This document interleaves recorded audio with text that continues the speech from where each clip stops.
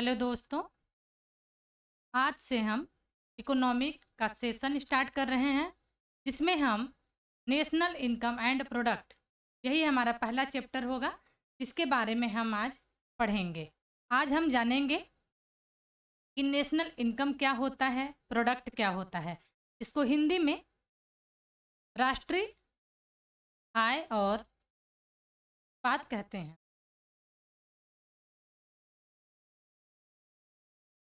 राष्ट्रीय आय और उत्पाद। सबसे पहले हम देखते हैं इस शब्द को, उत्पाद। उत्पाद का मतलब क्या होता है, प्रोडक्ट का मतलब क्या होता है, हम सबसे पहले इसको देखेंगे। उत्पाद वस्तु और सेवाओं को कहते हैं।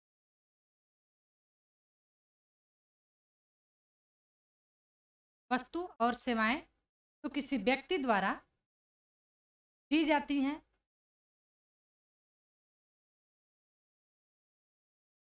जो उत्पाद कहते हैं।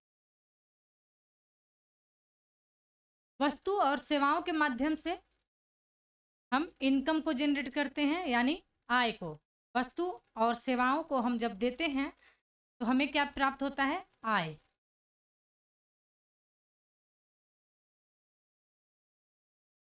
और यही इनकम अगर हम राष्ट्रीय स्तर पर काउंट करने लगे तो हम उसको नेशनल इनकम एंड प्रोडक्ट यानी राष्ट्रीय आय और उत्पाद के रूप में जानते हैं। वस्तुएं क्या होती हैं और सेवाएं क्या होती हैं।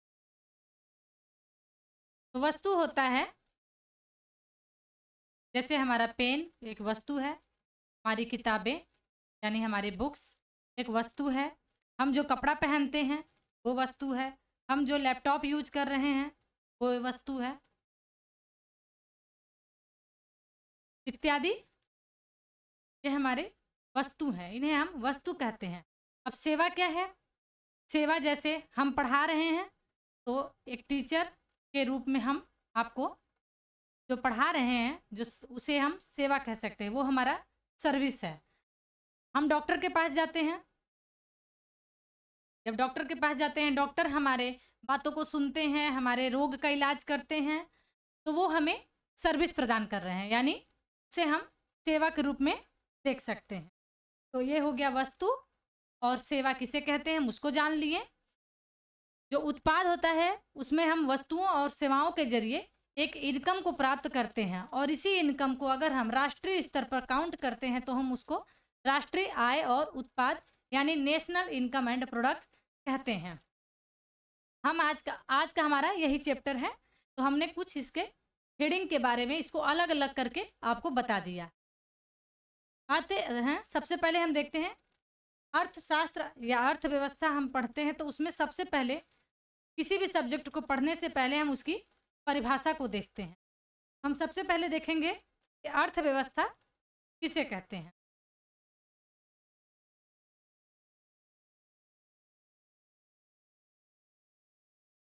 अर्थव्यवस्था की परिभाषा क्या होती है,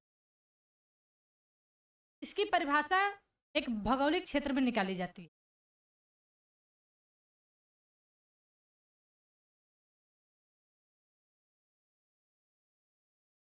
एक भौगोलिक क्षेत्र के लिए अर्थव्यवस्था को हम पढ़ते हैं।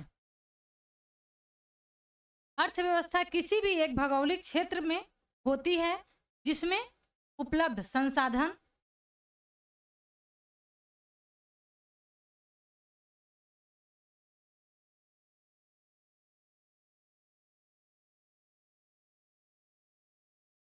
से हम वस्तु और सेवाओं का उत्पादन करते हैं। वस्तु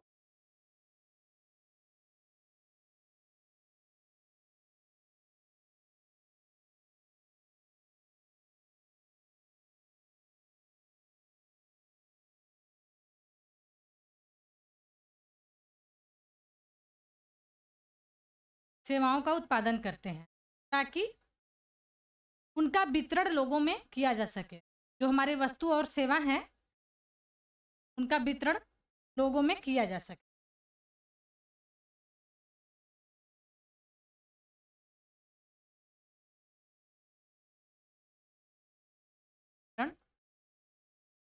लोगों में किया जा सके, जिससे उनकी आवश्यकताओं की पूर्ति हो।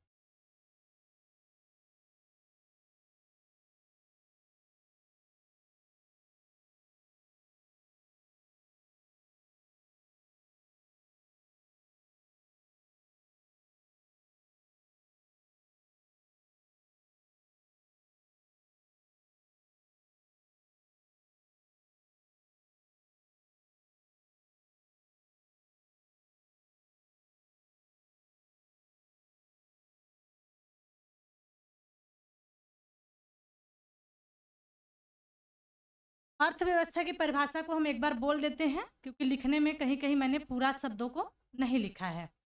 अर्थव्यवस्था किसी भी एक भौगोलिक क्षेत्र में होती है, जो हमने यहाँ पे लिखा था। उसमें उस भौगोलिक क्षेत्र में उपलब्ध जो आर्थिक संसाधन होते हैं, वहाँ से हम वस्तु और सेवाओं का उत्पादन करते हैं। इस उत्पादन का वितरण लोगों में किया जाता है, जिससे उनके आवश्यकताओं की पूर्ति की जा सके। ये हमारा अर्थव्यवस्था की परिभाषा है। अर्थव्यवस्था की यही परिभाषा है। आइए हम इसको एक डायग्राम के थ्रू समझते हैं।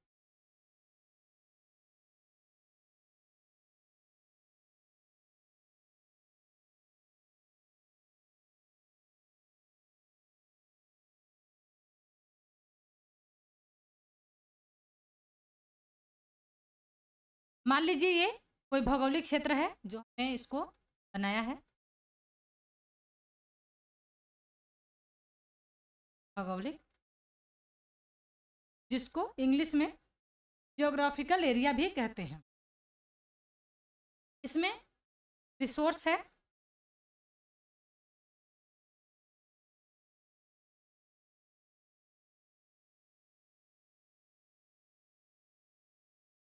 में रिसोर्सेस हैं, और उन रिसोर्सेस से, यानी जो हमारे संसाधन हैं, इसका हिंदी संसाधन होगा, इससे हम गुड्स एंड सर्विस, वस्तु और उत्पादन, वस्तु और सेवा को पैदा करते हैं। फिर उनका डिस्ट्रीब्यूशन किया जाता है।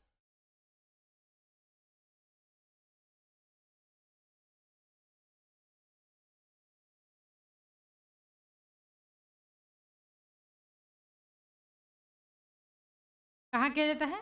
लोगों में। वो यानी ताकि उनकी ज़रूरत जो है, यहाँ पे हमने देखा ना कि उनकी आवश्यकताओं की पूर्ति की जा सके, तो उनके जो आवश्यकताएं हैं उनकी हम पूर्ति कर सकें। वेलफेयर, हम इस डायग्राम से भी समझ सकते हैं इसको। ये भी अर्थव्यवस्था की, अर्थशास्त्र की अर्थव्यवस्था की परिभाषा है, जिसमें रिसोर्स है सबसे पहले, फिर उससे हम गुड्स एंड सर्विस प्रोड्यूस करते, उत्पन्न करते हैं, जिनका वितरण लोगों में उनके वेलफेयर यानी उनके ज़रूरतों को पूरा करने के लिए किया जाता है। और यह हमारा ज्योग्राफिकल एरिया है। रिसोर्स के लिए हम उदाहरण ले सकते हैं, जैसे रिसोर्स में ज़मीन है यानी लैंड, भूमि, मशीन, जो हमारे मैन पावर हैं,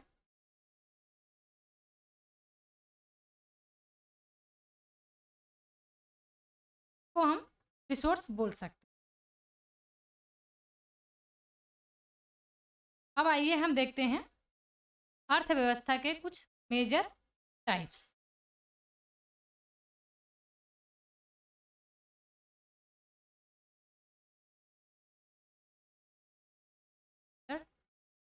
टाइप्स ऑफ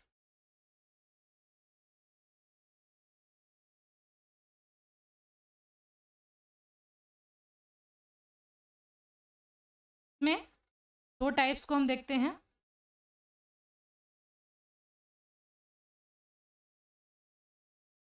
पहला है माइक्रो इकोनॉमिक, माइक्रो, जिसको हम हिंदी में व्यष्टि बोलते हैं, व्यष्टि अर्थशास्त्र। दूसरा है मैक्रो इकोनॉमिक,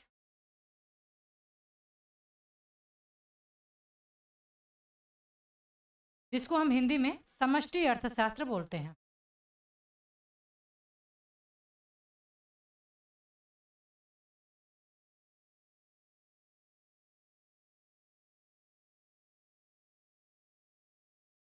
माइक्रो इकोनॉमिक में किसी एक आर्थिक एजेंट की का अध्ययन करते हैं, में हम किसी एक आर्थिक एजेंट का अध्ययन।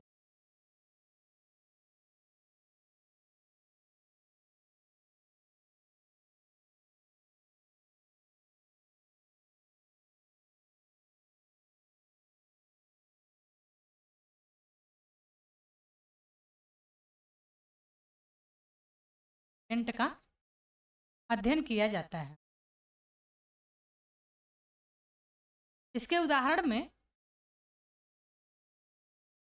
हम किसी एक व्यक्ति को ही लेते हैं, जैसे इसका एग्जाम्पल होगा एक उपभोक्ता।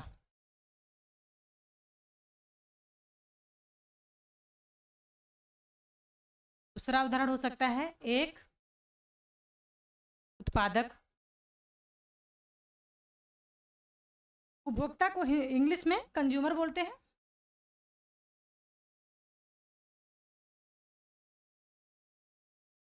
और इसको प्रोड्यूसर बोलते हैं। उपभोक्ता क्या होता है? तो उपभोक्ता अपनी जरूरतों को पूरा करने के लिए किसी वस्तु को खरीदता है। यहाँ हम उपभोक्ता को बता देते हैं, यह जो अपनी जरूरत के लिए किसी वस्तु को खरीदता है, अपनी जरूरत के लिए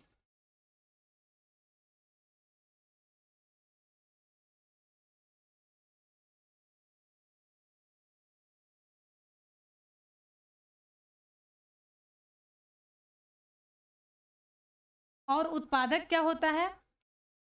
उत्पादक किसी वस्तु को उत्पन्न करता है, सर्विस देता है। अब मैक्रो इकोनॉमिक में हम एक उपभोक्ता या फिर एक उत्पादक के बारे में पढ़ते हैं। जैसे किसी भी चीज का, किसी भी वस्तु का अगर कीमत बढ़ता है तो उपभोक्ता पर क्या प्रभाव पड़ेगा, वह कैसा रिस्पॉन्स करेगा, हम इसके बारे में माइक्रो इकोनॉमिक में पढ़ते हैं। जबकि हम मैक्रो इकोनॉमिक यानी समष्टि अर्थशास्त्र में पूरे देश के बारे में पढ़ते हैं, समग्र रूप से पढ़ते हैं।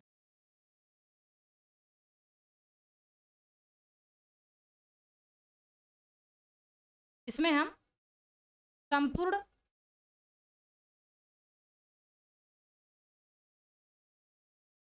अर्थव्यवस्था का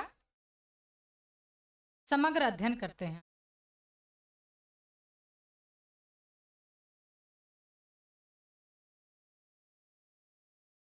समग्र अध्ययन करते हैं। समग्र अध्ययन को इंग्लिश में कहते हैं aggregate study.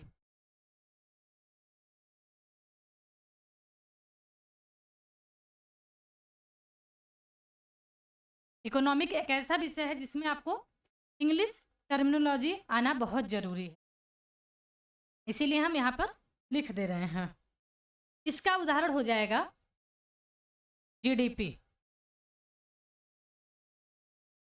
GDP, employment,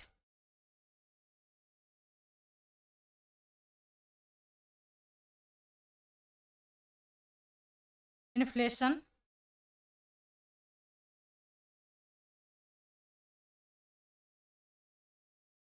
inflation को हिंदी में मुद्रास्फीति बोलते हैं। माइक्रो इकोनॉमिक में हमने देखा कि हम इसमें एक प्रोड्यूसर, एक कंज्यूमर के बारे में सिर्फ पढ़ते हैं, यहाँ तक कि इसके विचारों का, इसके निर्णय को का दूसरे पर क्या प्रभाव पड़ता है, हम इसके बारे में भी नहीं मतलब रखते हैं। लेकिन जब माइक्रो इकोनॉमिक की बात की जाती है तो हम इसमें संपूर्ण अध्ययन करते हैं। एक समग्र अध्ययन करते हैं। इसको हम एक उदाहरण से देखेंगे। जैसे हम जीडीपी निकालते हैं देश की ही जीडीपी निकाली जाती है, या फिर स्टेट की जीडीपी निकाली जाती है, तो स्टेट की जीडीपी निकाली जाती है, या फिर देश की जीडीपी। एम्प्लॉयमेंट यानी रोजगार एक बहुत सारे लोगों का एक मुद्दा है, देश का ही मुद्दा है। मुद्रास्फीति, हम देश के बारे में ही पढ़ते हैं इसमें। अब इसको हम एक उदाहरण से देखेंगे कि अगर हम चावल पकने के लिए रखते हैं, जब हम चावल को पका रहे होते हैं, तो उसमें हम पकते समय चावल को, कुछ चावल के दाने या कुछ चावल पका हुआ, हल्का पका हुआ चावल को निकालते हैं, उसको चेक करते हैं कि ये चावल क्या पका है कि नहीं पका है। अगर वो चावल पका है तो हम एक आइडिया लगा लेते हैं कि पूरा चावल पक चुका है। यानी हम अगर समग्र अध्ययन कर रहे हैं तो इसका मतलब ये नहीं कि हम एक एक व्यक्ति से जाकर उसके बारे में पूछेंगे। हम वहाँ का कुछ भी एक अपने सोसाइटी के बारे में जानते हैं, उसी हिसाब से हम सोच लेते हैं कि ऐसे सभी लोग होंगे, या फिर ऐसे ही हमारा अर्थव्यवस्था, जैसे हमारे समाज का अर्थव्यवस्था चल रहा है वैसे ही पूरे देश का अर्थव्यवस्था होगा। इसको हम एक और उदाहरण देंगे। ये उदाहरण ये है कि जो माइक्रो इकोनॉमिक है, उसी इकोनॉमिक से हम मैक्रो की तरफ जा रहे हैं। ये नहीं है कि ये दोनों अलग अलग हैं, ये दोनों अलग अलग नहीं है, ये दोनों एक ही हैं। इसका एक उदाहरण मैंने चावल का दिया कि माइक्रो लेवल पर अगर हम कोई चीज़ जान रहे हैं, मतलब कम चावल को हम अगर पका हुआ चेक कर लेते हैं, तो हम ये मान लेते हैं कि पूरा चावल पक गया होगा। यानी हम माइक्रो से मैक्रो की तरफ जा रहे हैं। इसके लिए हम दूसरा उदाहरण यूज करते हैं दोस्तों का। जैसे हमने किसी से दोस्ती की और वो हमसे खफा हो गया, नाराज हो गया या धोखा दे दिया, तो हम और एक और दोस्त बनाया, उसने भी हमको धोखा दिया। तीसरा दोस्त बनाया, उसने भी हमको धोखा दिया। तो हम क्या मानेंगे? सारे दोस्त धोखेबाज ही होते हैं। इसी तरह से हम देख लेते हैं कि हमारा एक जो समाज है, उस समाज में किस तरह के लोग हैं, कैसी वहाँ की अर्थव्यवस्था है। इसी हिसाब से हम पूरे देश और पूरे विश्व का के बारे में अपनी धारणा को बनाते हैं।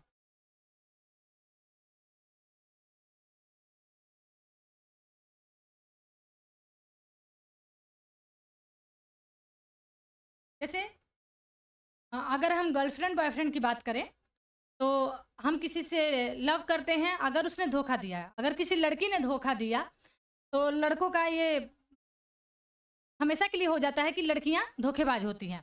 ऐसे ही किसी लड़की के साथ अगर लड़के ने धोखा दिया, तो लड़कियां भी सोचती हैं कि लड़के खराब होते हैं। तो इस तरह से हम समझ सकते हैं कि हम माइक्रो से मैक्रो की तरफ जा रहे हैं। यानी हम व्यष्टि अर्थशास्त्र से समष्टि अर्थशास्त्र की तरफ जा रहे हैं। इसके लिए हमें पूरे इंडिविजुअल लोगों से पूछ पूछ के पढ़ने की ज़रूरत नहीं है। हम एक दो लोगों का राय मशवरा ले लेते हैं, उन्हीं की तरह लोगों को समझ लेते हैं। अब आइए, इसमें हम सबसे पहले देखते हैं जीडीपी। जीडीपी क्या है?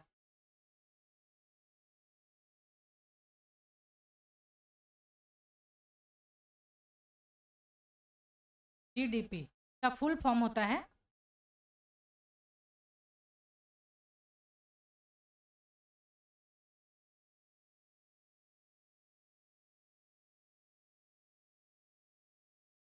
ग्रास डोमेस्टिक प्रोडक्ट, जिसको हिंदी में कहा जाता है सकल घरेलू उत्पाद।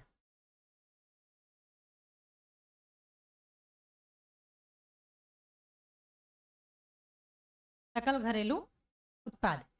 जीडीपी को हम किस तरह से काउंट करते हैं, आइए हम उसको देखते हैं। जीडीपी की परिभाषा क्या होती है? सबसे पहले तो परिभाषा पर ही जाएंगे ना। जीडीपी की परिभाषा किसी एक देश की घरेलू सीमा में कि एक देश की घरेलू सीमा में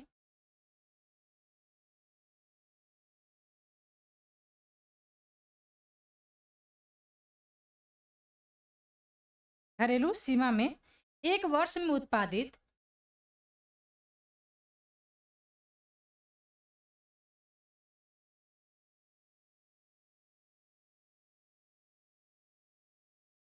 सभी अंतिम वस्तुओं और सेवाओं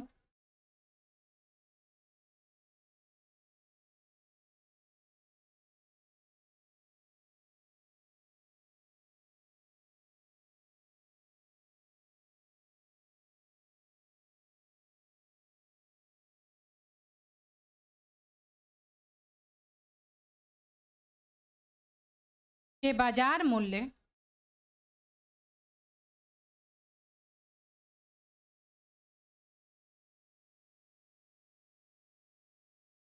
समग्र योग को जीडीपी कहते हैं। समग्र योग को जीडीपी कहते हैं। यानी इसकी परिभाषा में घरेलू सीमा, domestic area, domestic boundary,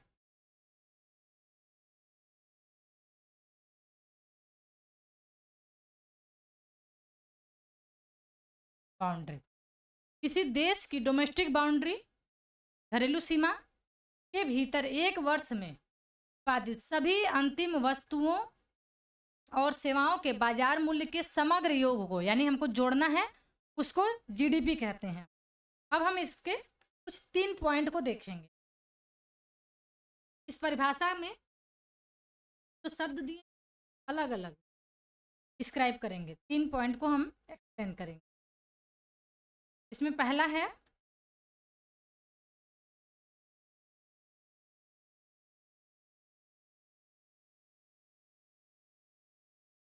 GDP केवल उसी उत्पादन को ध्यान में रखा जाता है जो देश की घरेलू सीमा में हुआ। जीडीपी की गणना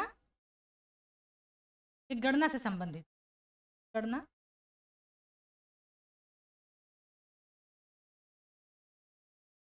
गणना में केवल ओनली उसी उत्पादन को ध्यान में रखा जाता है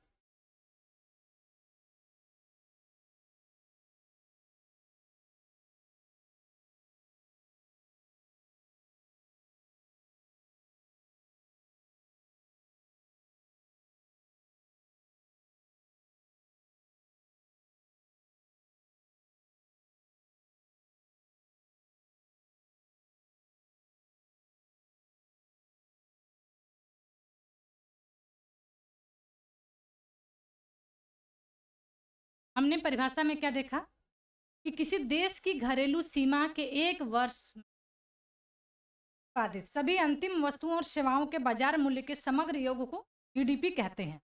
यानी हम सबसे पहला पॉइंट घरेलू सीमा को डिस्क्राइब कर रहे हैं। जीडीपी की गणना में केवल उसी उत्पादन को ध्यान में रखा जाता है जो देश की घरेलू सीमा के अंदर हुआ है।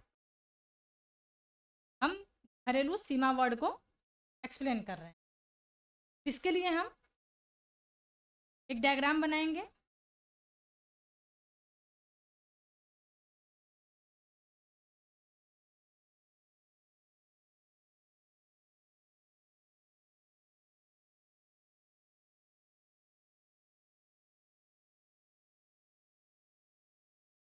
ये कोई डोमेस्टिक बाउंड्री हो गया।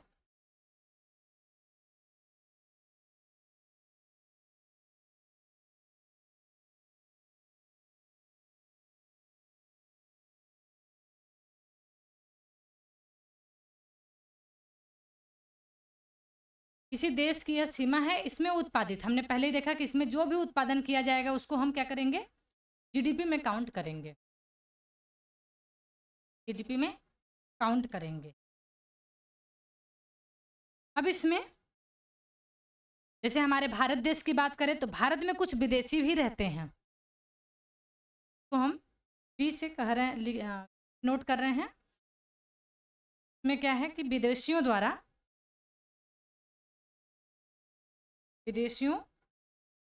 द्वारा उत्पादन, और हम इसको थोड़ा सा एक बाहर भी बनाते हैं, ए से डिनोट करते हैं, और ये हो गया भारतीयों।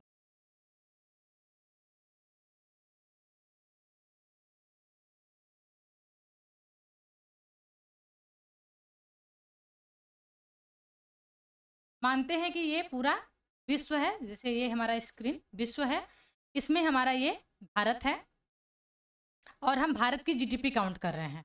तो भारत की जब जीडीपी काउंट करेंगे तो यहाँ पे हमने देखा था कि घरेलू सीमा के भीतर जो हुआ है उन्हीं को हम ध्यान में रखेंगे। भारत की घरेलू सीमा ये जो बाउंड्री है यही है, तो हम इसके भीतर जो भी उत्पादन हुआ है, इनफैक्ट जो विदेशियों के द्वारा उत्पादन किया जा रहा है उसको भी हम जीडीपी में काउंट करेंगे। डोमेस्टिक बाउंड्री में अपवाद हो जाएगा दूतावास का। दूतावास जिस देश में हमारा दूतावास होता है वो भी हमारे डोमेस्टिक बाउंड्री में आता है, तो यहाँ पे अपवाद हो जाएगा दूतावास का। परंतु अगर हमारे भारत देश के लोग कहीं अमेरिका गए हैं, कहीं कहीं और गए हैं, किसी विदेश में गए हैं और वहाँ पर वो उत्पादन कर रहे हैं, तो उसको हम भारत की जीडीपी में काउंट नहीं करेंगे। ये भारत की जीडीपी में काउंट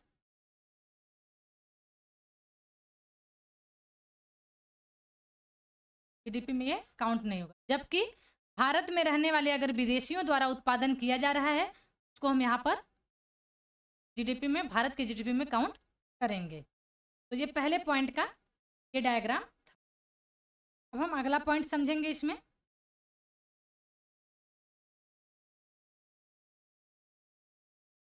अगला पॉइंट है दूसरा, पहला था, दूसरा है कि जीडीपी की गणना में केवल अंतिम वस्तुओं और सेवाओं के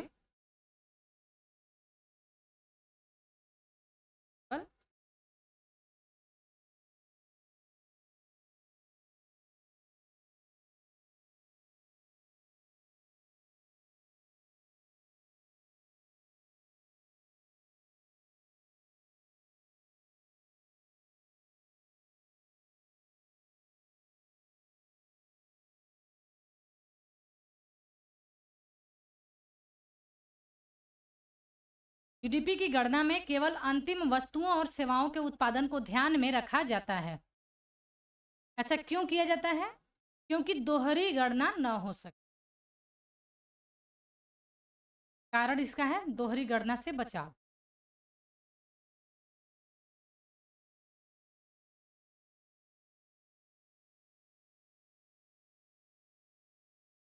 अवॉइड टू डबल काउंटिंग, दोहरी गणना से बचाव के लिए केवल अंतिम वस्तुओं और सेवाओं को ध्यान में रखा जाता है। आइए हम इसको समझें। को समझने से पहले हम ये देख लें कि अंतिम वस्तु किस,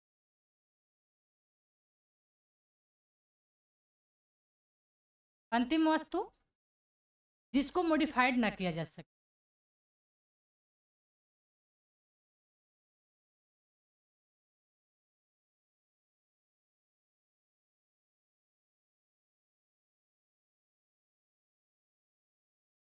इसको हम अंतिम वस्तु कहते हैं। जैसे पेन जो हम शर्ट पहनते हैं, जो हम कपड़े पहनते हैं, बुक वगैरह। पेन, बुक जो हम शर्ट पहनते हैं यानी जो हम कपड़ा पहनते हैं उसको हम अंतिम वस्तु कहते हैं। इसको हम इस पॉइंट को एक उदाहरण से समझेंगे। केवल अंतिम वस्तुओं और सेवाओं के उत्पादन वाले पॉइंट को हम के लिए हम उदाहरण देंगे गेहूं, आटा और ब्रेड का। माना गेहूं 10 रुपये किलो है, 1-1 केजी की बात हो रही। आटा 12 रुपये किलो है और ब्रेड 20 रुपये का मिलता है। एक पैकेट ब्रेड 20 रुपये का मिलता है। यानी हम मूल्य की बात करेंगे, हम इसके वजन की बात नहीं करेंगे। तो हम मान लेते हैं कि गेहूं 10 रुपये किलो है, आटा 12 रुपये किलो है और ब्रेड एक पैकेट 20 रुपये का मिलता है। इसमें अंतिम वस्तु कौन सा है? अंतिम वस्तु हमारा ब्रेड है। अंतिम वस्तु ब्रेड है।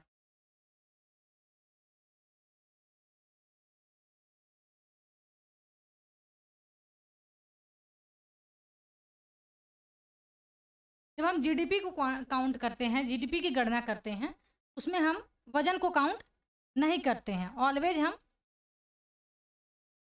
मूल्य की बात करते हैं। ये आप हमेशा ध्यान रखेंगे। अब इसमें हम देश की जब जीडीपी निकालेंगे तो सिर्फ अंतिम वस्तु यानी ब्रेड का करेंगे तो ये हो जाएगा देश की जीडीपी में इसका योगदान हो जाएगा 20 रुपए का, यानी 20 रुपए ब्रेड को हम काउंट करेंगे। अब ये तो वस्तु है, गेहूं क्या है? वस्तु है। अगर हम सेवा की बात करें, हमने वस्तु और सेवा दोनों की बात करनी है ना हमें, तो हम सेवा की बात करते हैं तो उसमें अंतिम वस्तु क्या है, हम इसमें फंस फंस सकते हैं ना। जैसे मान लीजिए हम किसी हॉस्पिटल में गए और हमसे वहाँ पर जब स्लिप कटता है तो हमसे ले लिया वो 2000 रुपये। अब इस हॉस्पिटल में डॉक्टर भी बैठते हैं, इन डॉक्टर साहब का हॉस्पिटल से कुछ बात हुआ होगा, कुछ इनका कॉन्ट्रैक्ट होगा कि हम आपके हॉस्पिटल में बैठेंगे, हम आपके मरीजों को देखेंगे तो हमारा 60% या 50% समथिंग इन्होंने बात करके रखी होगी कि हमारा इनकम इतना होगा। हम एक मरीज को देखने का उस पर आपके हॉस्पिटल से चार्ज करेंगे 50%। तो हमने जो 2000 रुपये दिया या इस हॉस्पिटल ने जो 2000 रुपये हमसे चार्ज लिया, इसमें यही अंतिम है। हमने जो स्लिप कटवाई यही अंतिम वस्तु, यहाँ पे हम सेवा की बात कर रहे हैं तो अंतिम सेवा यही है।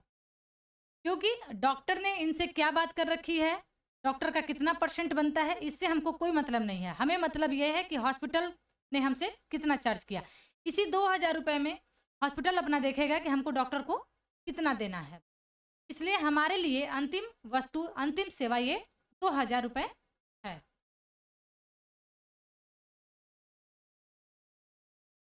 अब एक आटा को भी कभी कभी लोग अंतिम वस्तु मानते हैं ना, आटा और ब्रेड में भी कंफ्यूजन होता है। तो आटा और ब्रेड में जब आटा ब्रेड के रूप में परिवर्तित हो गया तो ब्रेड अंतिम वस्तु है। अगर आटे को हम घर में यूज कर रहे हैं तो यह अंतिम वस्तु नहीं है। लेकिन आटे को हम कमर्शियल पर्पज से यानी बिजनेस पर्पज से होटल में यूज कर रहे हैं तो वह अंतिम वस्तु है, अंतिम वस्तु नहीं है। क्योंकि उसके बाद हम चपाती बनाएंगे और उसका बिजनेस करेंगे। तो ये हो गया सेकेंड पॉइंट। अब सेकेंड पॉइंट में आगे हम देखते हैं कि जो अंतिम वस्तु है, हम इसी को जीडीपी में काउंट करते हैं। हम बार बार जीडीपी की बात कर रहे हैं और हम जीडीपी पढ़ रहे हैं।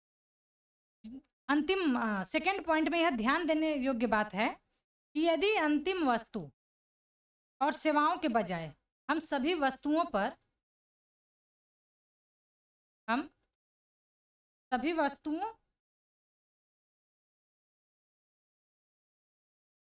और सेवाओं को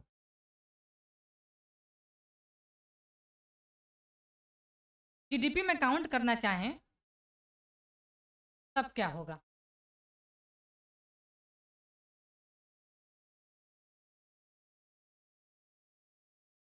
जैसे हमने पहले वाले उदाहरण में देखा, जैसे इस यहाँ पे उदाहरण में देखा कि हम ब्रेड का जो मूल्य है उसी को जीडीपी में काउंट कर रहे हैं, सिर्फ ब्रेड को, यानी हमारी जीडीपी 20 रुपए की है।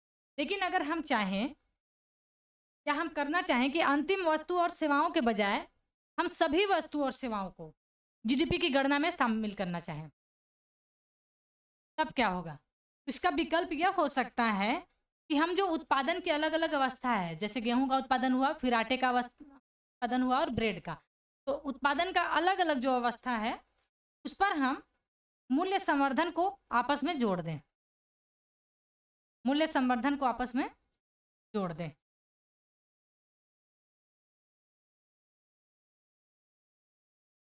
तब भी हम देश की जीडीपी निकाल सकते हैं।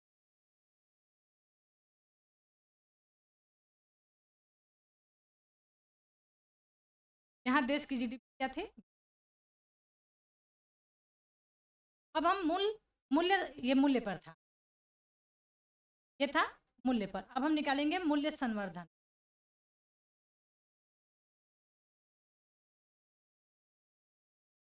मूल्य संवर्धन के लिए हम सबसे पहले अंतिम वस्तु पर जाते हैं। अंतिम वस्तु कैसे बनी है, आटे से बनी है। आटे का मूल्य है 12 रुपए और अंतिम वस्तु का मूल्य है 20 रुपये। यानी हम 12 रुपये से 20 रुपये पर पहुंचने के लिए 8 रुपये को जोड़ा है उसने, 8 रुपये को जोड़ा है।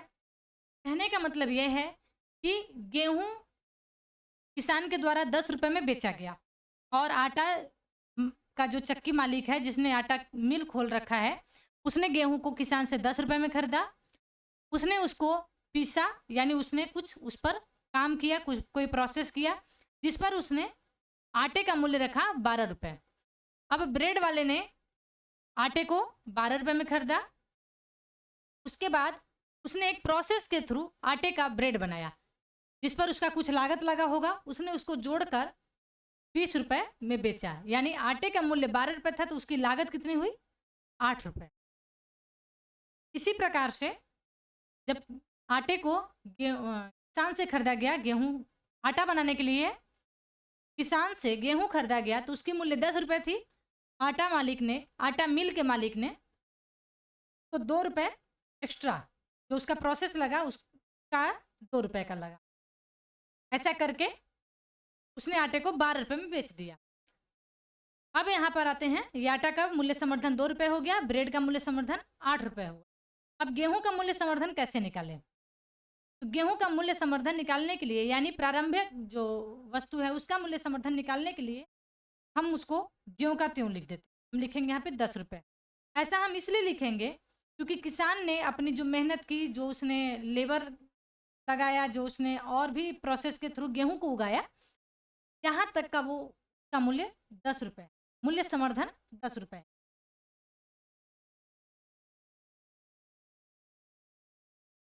यहाँ तक का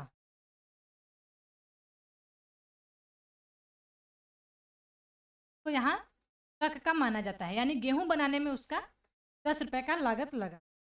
अंतिम वस्तुओं वाला जो फार्मूला था उसके बाद हम मूल्य संवर्धन वाला कर रहे हैं।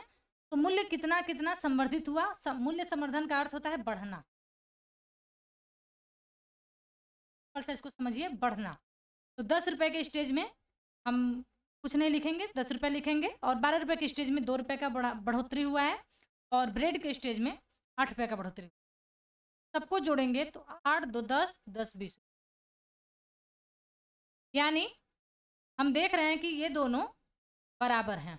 देश की जीडीपी है वो मूल्य संवर्धन पर निकालने पर भी 20 रुपये ही आ रहा है।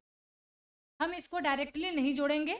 डायरेक्टली जोड़ने का मतलब कि 10 12 और 20 करके हम यहाँ पर 48 नहीं करेंगे, ये गलत है।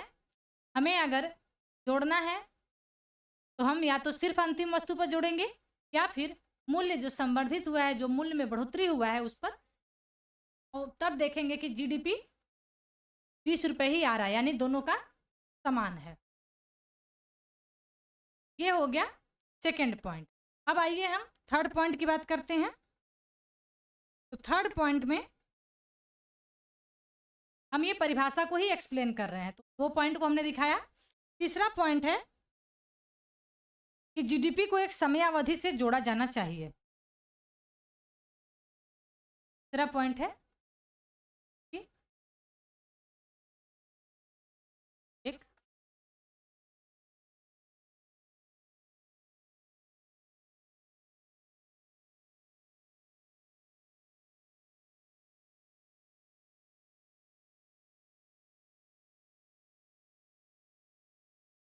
जो कि सामान्यतः 1 वर्ष का होता है।